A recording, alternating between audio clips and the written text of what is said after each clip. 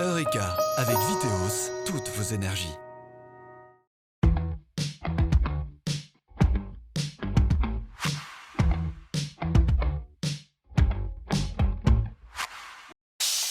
Salut à tous, bienvenue dans Eureka, l'émission dédiée aux énergies sous toutes leurs formes et au développement durable. On va s'intéresser aujourd'hui aux répercussions des changements climatiques sur les ressources en eau.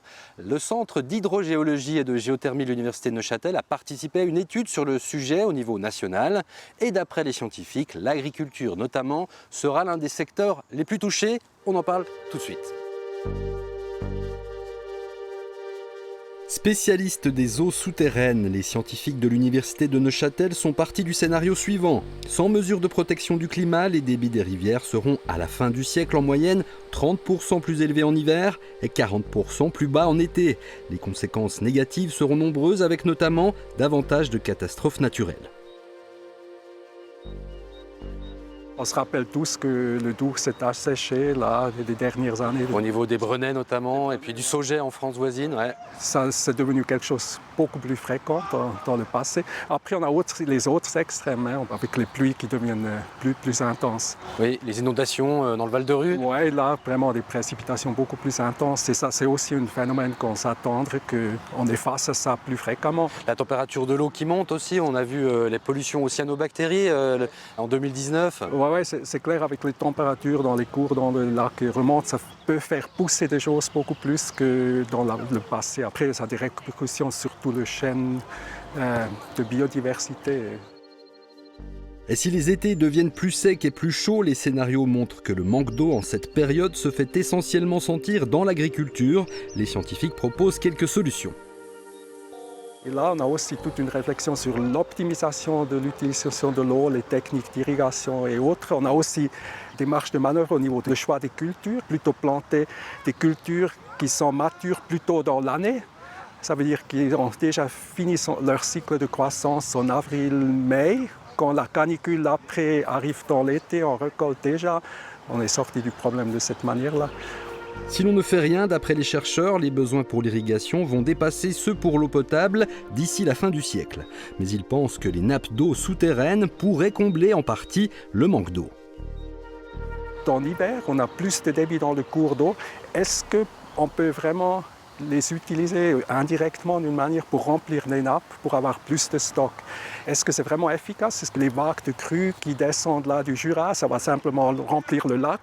Vous allez aussi remplir les nappes. Est-ce que ça donne après des stocks qui sont encore disponibles quelques mois plus tard? Pour répondre à cette question, les scientifiques ont effectué de nombreuses mesures le long des cours d'eau. Roman Lindecker était notamment chargé d'étudier l'interaction que peuvent avoir les eaux souterraines avec les eaux de la Reuse en surface et leurs conséquences sur l'alimentation en eau d'irrigation pour l'agriculture sur la plaine des Prés d'Areuse. Alors Roman, qu'est-ce que vous apprêtez à faire? Donc ce qu'on va faire maintenant, c'est prendre une mesure du niveau d'eau souterraine au moyen de cette sonde piézométrique. Et voilà. Bingo! On a touché l'or bleu. Donc on voit que la profondeur de l'eau souterraine est à 4,13 m. À 4 mètres, on est carrément en dessous de la rivière avec le niveau d'eau souterraine. Et qu'est-ce que ça veut dire alors? Ça veut dire qu'on a la rivière qui alimente la nappe d'eau souterraine à cet endroit-là. In fine, les mesures effectuées ici ont montré qu'il y a bel et bien des interactions entre les eaux souterraines et la Reuse. La rivière est même l'une des sources principales d'alimentation en eau de la nappe phréatique située sous la plaine des Prés d'Areuse. Et donc on pourrait utiliser cette eau souterraine pour irriguer les champs. Par exemple, parce que c'est une grande ressource dont on a réussi à mieux tracer un peu la géométrie pour mieux cerner le volume total de cette ressource et on constate que c'est quand même une ressource très importante dans le canton. L'idée c'est de pouvoir stocker le surplus d'eau en hiver et l'utiliser en été quand il y aura des besoins. C'est ça. Oui, ici sur la plaine de la Reuse, avec le lac juste à côté, je pense qu'on va d'abord utiliser les eaux du lac que les eaux souterraines pour les besoins d'irrigation. Est-ce que l'homme pourra contrôler à l'avenir, à votre avis, ce stockage d'eau en souterrain? Sur les eaux souterraines, nous, en tant qu'humains, on ne va pas réussir à changer les propriétés physiques du milieu poreux qu'on a là, qui sert de réservoir de stockage des eaux souterraines. Par contre, ce qu'on peut faire, c'est intervenir sur les ruisseaux, sur les rivières, parce qu'on va ici, on constate la Reuse, elle est vraiment assez loin d'être dans son état naturel. Donc on peut intervenir là-dessus, renaturer les ruisseaux, renaturer les rivières, et ça aura forcément un effet sur ces échanges entre les rivières et l'eau souterraine. Chaque Suisse utilise environ 700 litres d'eau pour boire, cuisiner, se laver, nettoyer. Mais si on ajoute l'eau virtuelle, c'est-à-dire utilisée par l'industrie ou l'agriculture, ce chiffre bondit à 4000 litres par jour et par personne. À l'échelle de la Suisse, cela correspondrait à l'utilisation d'environ un tiers de nos ressources renouvelables en eau.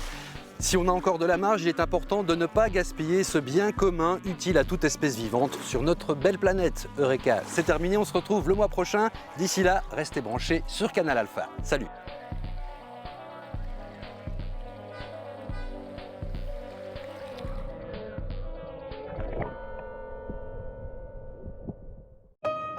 C'était Eureka avec Viteos, toutes vos énergies.